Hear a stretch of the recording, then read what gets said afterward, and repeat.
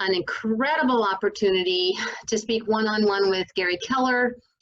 That led to 4 more one-on-one opportunities with Gary Keller the next day in implementing something in training at an international level. Tyler, it's just we're so honored and so proud of you. But I really asked Tyler to come on and share some of his big ahas in what he can help us with in lead conversion. And so Tyler, we applaud you, appreciate you. And if you maybe can unshare your screen while we do this, Carrie, and let Tyler take it away. Hey there, everybody. Thank you, Jackie. Appreciate it. So the main thing that, the cool thing, it was really, really cool, obviously, get an opportunity to chat with Gary Keller. He then interviewed me on 4 different mastermind calls the next day. Really what they wanted to hear from was the system that I've been building with command leads. This opportunity to generate cheap leads through command, but more than that, the system to convert those into actual dollars. And what I realized is that, what they really wanted to hear from me was not just how to create cheap leads. If you guys have been paying attention at all for the past year, you've probably heard over and over again, you can create some cheap leads through command, right? And it's true.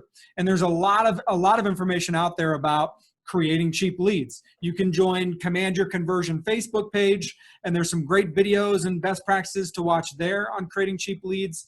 We have tech person right here in the office, Kendra, that can help you with that. So creating cheap leads is just the first step, right? I think all of our goal is, all right, but how do we turn this to actual business and actual dollars? So that was really the conversation that I had with Gary and shared at a high level. So what I wanted to share with you guys is my lead gen, like brief on what kind of my lead generation journey has been, and then share with you what I believe to be like the 3 or 4 most important things in building a system around actually making money and closing dollars with the command leads. And so the thing that you guys should know is since the beginning, online leads has been part of my journey. In fact, before I even was a real estate agent, I sold Zillow leads and worked for Zillow to real estate agents. So from the very beginning, even before I was a real estate agent, I understand the business of creating and generating leads and trying to turn those into dollars. But what I understood and what I've learned over time is there's 2 spectrums that are really important when you talk about any lead generation, but especially online leads. And those spectrums are ROI, or return on your investment, and control.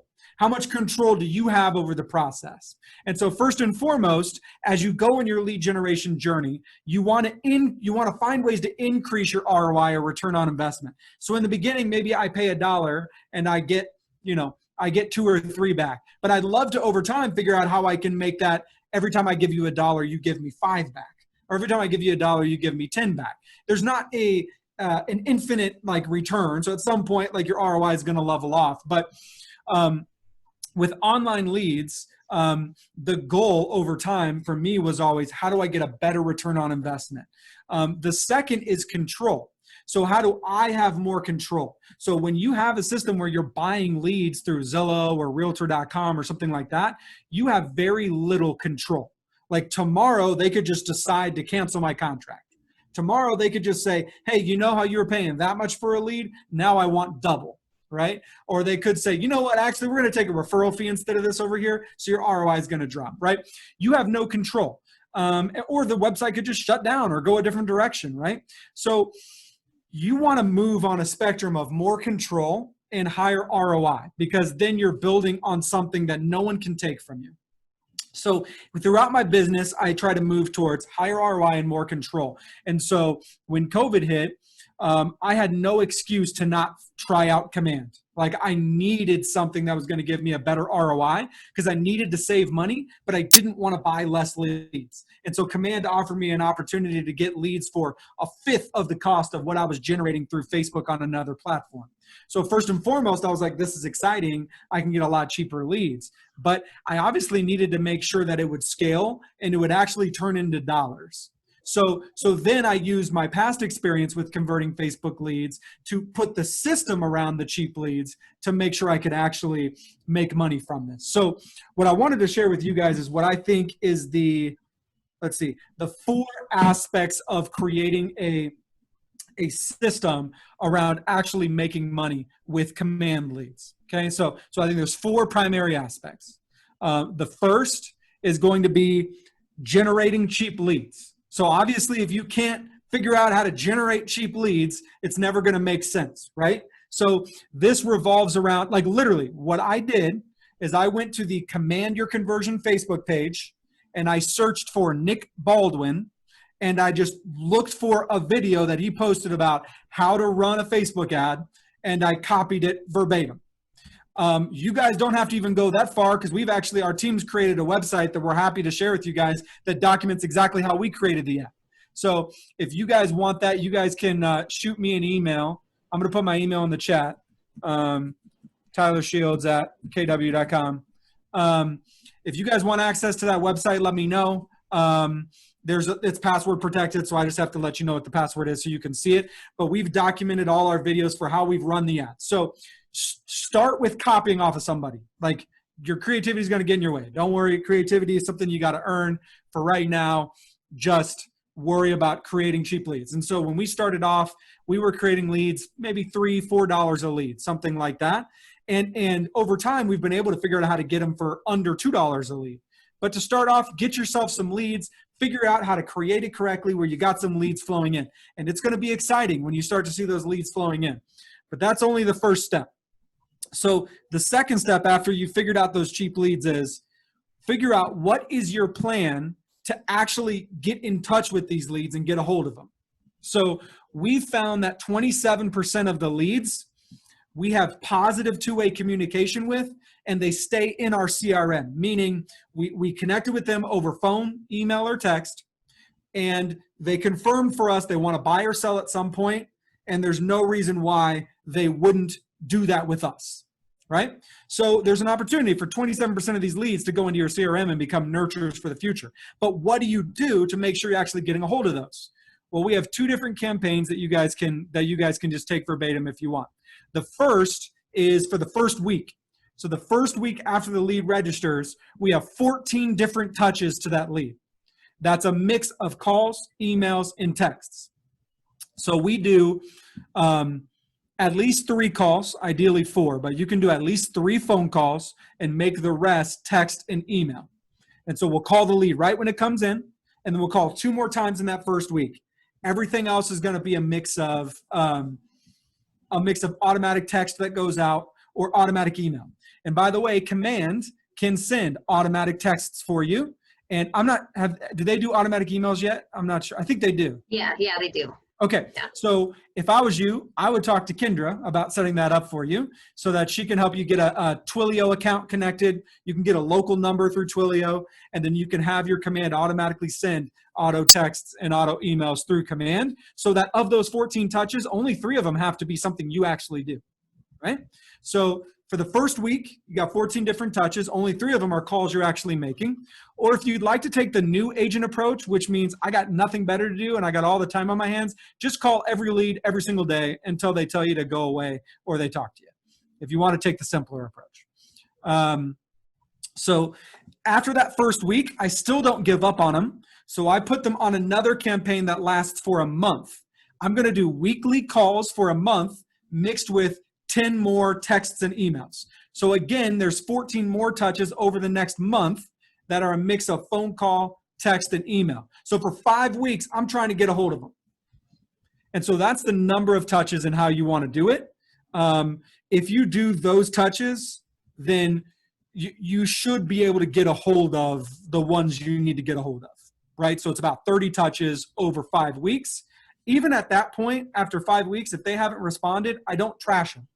I would just, if they've never said no thank you, then I would set them up on some long-term campaign. Like maybe set them up on some listings. If you know what lead form they clicked on, because you can see that in command, what ad they clicked on, and you advertised a $300,000 property condo in Broomfield, then set them up on a search through the MLS to email them 2 times a week with condos in Broomfield at 300,000, and then watch their activity in the MLS. When you see they actually looked at it, give them a call again. Hey, I saw you were looking at some homes for sale, right? Set them up on some sort of long-term campaign until they tell you no thank you, right? So don't even give up on them after 5 weeks, but I would stop wasting your time on calling unless you're seeing activity. So the first step is creating cheap leads. Email me for the website, and you guys can watch our videos on how we do that. The second would be creating a touch campaign. I showed you the number of touches. Don't overcomplicate it. You're really just trying to get a hold of them. Hey, saw you were looking at homes on our website. How can I help? But the third most important system that I think that people need is the scripts. You have to understand how to approach these leads. And this is where I think a lot of people get it wrong. I think a lot of people are really, really used to working with leads that are ready to go right now. And so when people are really used to working with people that are ready to go right now, my script looks something like this. Hey, Jackie, I see that you are looking to buy a house. How can I help? And Jackie says, yes, I am looking to buy a house. Could we please sit down at your office and do an appointment and help me buy a house, right? Like, all of you laugh, but you know you have those conversations with your sphere. And if we're all honest, most of our business is probably those conversations. The problem with these leads that you're going to generate is you're going to be talking with people who don't even know they're looking for a house yet. Like, you have to help them see they're looking for a house. They're looking online, but they're not really quite sure why they started looking. If you dig in and ask questions, you can figure it out, right? So the approach that you need to take is a lot softer approach. So here's how I approach it. I will never say that I'm Tyler with Keller Williams. I think letting them know I'm a real estate agent with a brokerage overwhelms them. So I let them know my site name, right? So for us, it's Relevate Homes, right? You may say Keller Williams because that's the only thing you can affiliate. That's fine. But hey, this is Tyler with Relevate Homes. I saw you were looking at some homes on our website. And then I'll typically say one of two things. Do you have any questions? Or how's the home search coming along? It's a really soft question up front, and 80 to 90% of the time, they're going to say, no, thank you, just looking, just browsing, right? As agents, though, a lot of times we think that and we go, oh, crap, all right, this isn't a good one. I'm just going to move on, right? But what you need to do is acknowledge to them that's exactly what you hoped they were going to say. Oh, that's awesome. Just looking. That's exactly what my site is there for. I appreciate you doing that. Now, so you're acknowledging that, and this is getting you to the next step of the conversation. The next thing you need to do is try to establish some type of time frame, because the moment you help them establish a time frame, the home search now is real. So there's two ways that we get to time frame. One is the dream home script, and one is a little bit more direct. So the more direct would just be, hey, Jackie, that's great. You're just browsing. Curious, are you currently renting? And if the answer is yes, then I would say, oh, that's awesome. So is your hope that when your lease expires, you may be looking to buy a house? Basically, is the dream that when that lease is up, you may be looking to buy a house? I've made it really, really soft. If your lease ends and if you find the perfect property, will you buy? If the answer is yes, then great. When does that lease end? Now we've established time frame, right? The second soft question could be, I know you're just looking, that's great. Just curious, if you found the perfect property, like it was your dream home, when would you be able to move in? Like, when could you be able to purchase it? So I'm telling them, in the perfect scenario, we find your perfect property, when could you move in? I want them to live in dreamland, because they're like, okay, well, if you can find the perfect property for me, then I can move in the next 3 months, but it's got to be the perfect property. Well, guess what? They've just told you, if you can find them the perfect property, they will move. Well, as a real estate agent, your job is to find people their perfect property. So all that's left up to me at this point is finding them the perfect property. I feel pretty good about that. It's never going to be perfect, but if they're willing to consider it, I just got to find them a good fit, right? So you're going to establish time frame with one of those two. And then the next step is easy. Okay, well, you said at the end of your lease, or if you found the perfect property you would buy, what does that perfect property look like? So now you just have them explain it. Hey, let me know what that perfect property is, because I'm a real estate agent. I'm always seeing homes for sale. I'd love to keep an eye out for that perfect home. And you let them describe their perfect property. And I think the most important aspect here, when they describe the perfect property, you're not just taking notes. You're not poo-pooing whether what they're saying is realistic or not. You are building rapport with them by asking follow-up questions. So if Jeremy said, I need a 4-bedroom house, I'm going to say, oh, do you have kids? Oh, that's awesome. How many? How old are they? Oh, I have kids too. That's great. That's such a great age, or whatever. I have a kid that age too. If they say they need to be in a certain area, I would say, do you work in that area? What do you do for work? Oh, that's so interesting, right? So as they give you your criteria of your home, you build rapport. The stats show that 60 to 70% of buyers or sellers will work with the first agent that they meet with. I think really it's the first agent they build rapport with or make a connection with. And so the way you make a connection is you find common ground as they explain their perfect property, right? You find common ground, you've gotten all their criteria, and now the last step is pretty easy. You acknowledge, hey, I'm gonna be on the lookout for those properties. Basically, I'm gonna set you up on a search on the MLS so that you get every home that matches that criteria. And you're going to push for appointment. So you're going to say, well, based on what you've told me with what you want and your time frame, I think that this is really realistic. I think that that's out there. And if you really could move in the next 6 months or so, most buyers I talk with, like their next step would be to sit down. We could sit down for coffee or at my office, whatever works best for you. But the main goal there is for us to just get to know each other a little bit better and for me to answer any and all of your questions about the home buying process so we can make a game plan to make sure you get what you want if you find what you want out there, right? So push for the appointment. If they say no, not a big deal. You're going to set them up on a search, monitor their activity on the MLS, and every time they're on the website, you're going to follow back up. Hey, I saw you were looking at this property. Do you want to sit down and talk more about what it looks like to buy, or do you want to go look at that property in person? So your goal from that conversation should always be setting them up on a search. So there's some long-term drip of homes that can lead back to you, but hopefully it's appointment. If not, everyone should at least get emails of listings, right? So this is the third system, the scripts. It's the mindset of understanding. I don't just step in and say, hey, this is Tyler with Keller Williams. I see you're looking to buy a house. How can I help? 99.9% of the time, they're going to say, I'm not looking to buy a house. I was just looking online. No. It's going to put them on the defensive, right? When you assume for them their intentions. But it's just, hey, saw you checked out our ad or saw you looked at some homes on our website. Do you have any questions? It's a much gentler approach. They can give you an honest answer, not feel like they're on the defensive, and that opens up the conversation a little bit easier.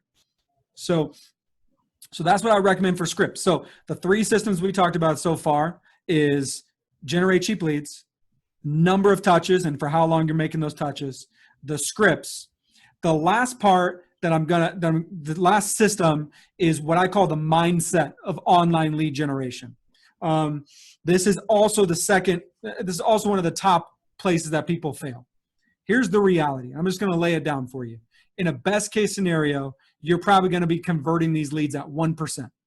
That means in a best case scenario, if you generate 100 leads, 99 are not going to buy with you.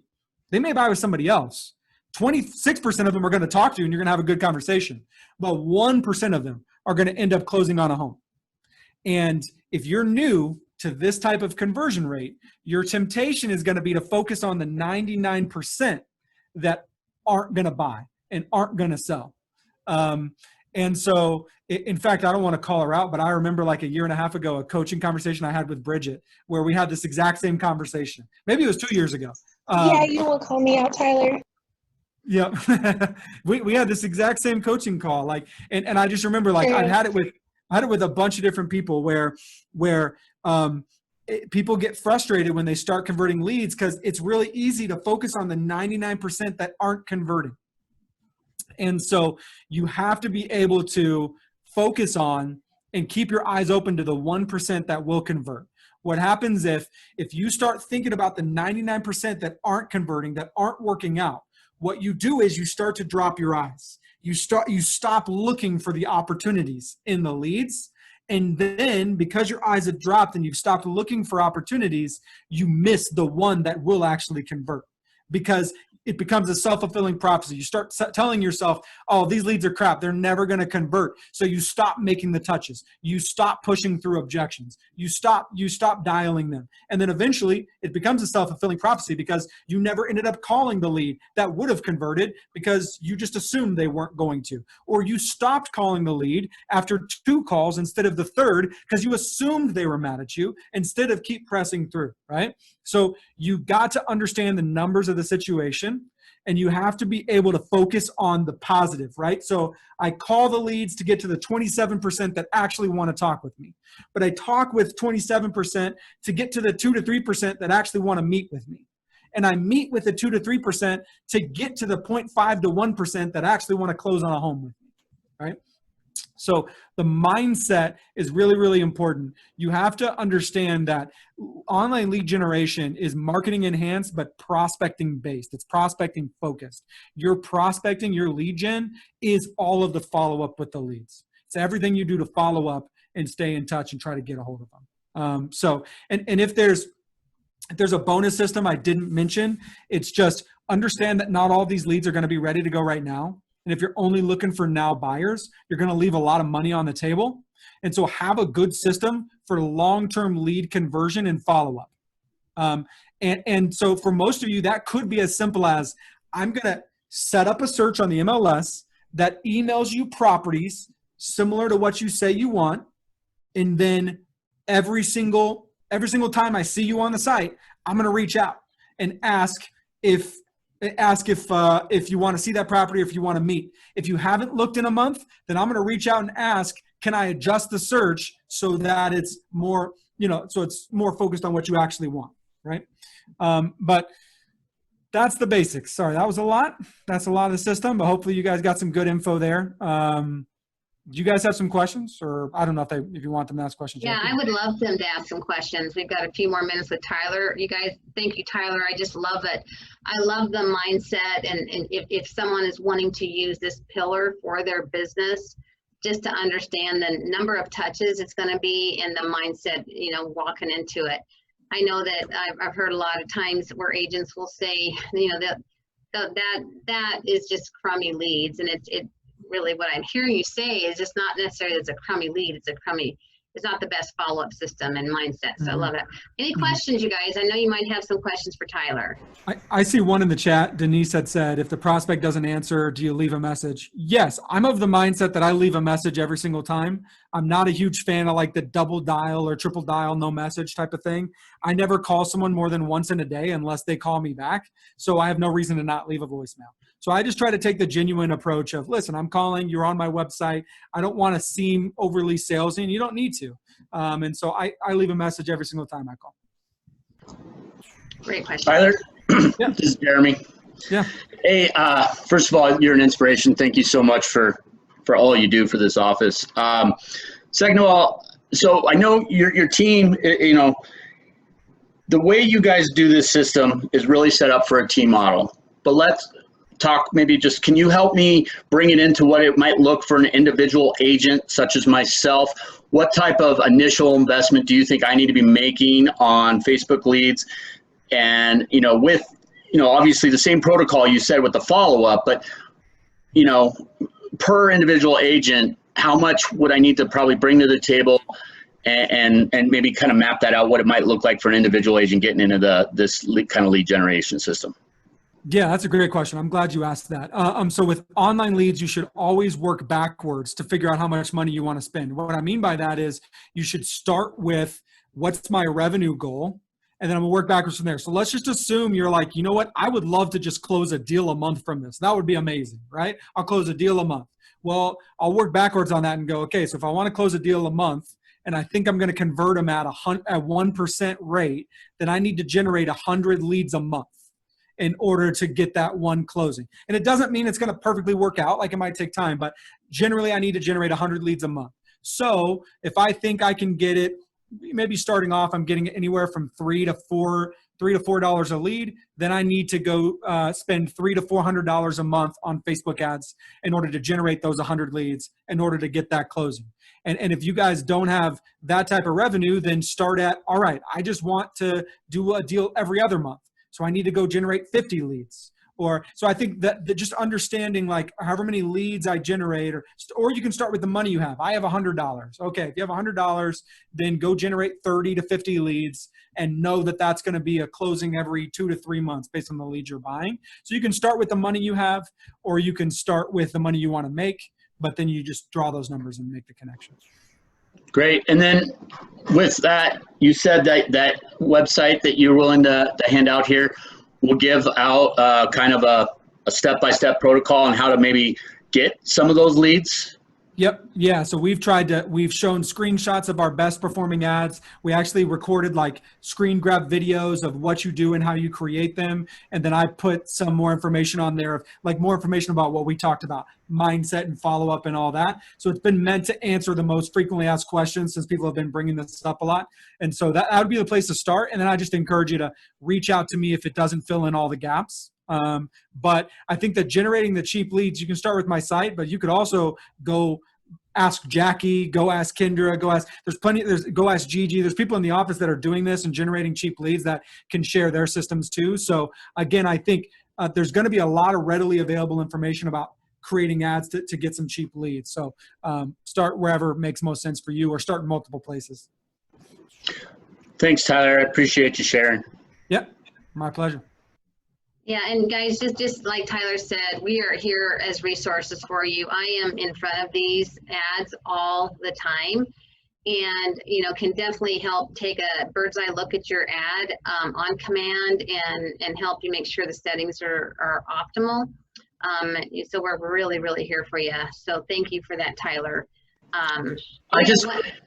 Can I jump in one real quick too? It's just on top of my mind. I just want to reiterate that about how great this office is because of things just like this.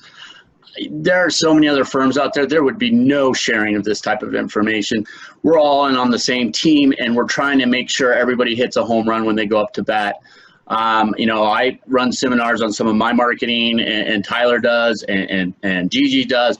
So again, anyone that's new or coming from a different office, just realize what this type of stuff, how important this is, because anyone can learn from a video or something like that. But when you're hearing people that are successful, that are willing to share that with you, I've been here for 6 years at this office, and it's because of this culture. I don't know. I just want to remind people that whenever you guys are maybe looking over the fence at a different greener pasture, you're not going to find this. This is amazing. So thank you again, Tyler. Thanks to everyone that does share in this office. Faith, other agents that have been here for a while. I just appreciate that. Yeah. I had people share with me when I joined, and I say that the doors are see-through for a reason, because it's open for you to come in and ask questions. I did the same when I started. I asked a bunch of different agents, what are you doing to win? They shared me their playbook, and I figured out what made sense to me and went and did it. So totally. Love it. How about one more question? We got to let them go. One more question.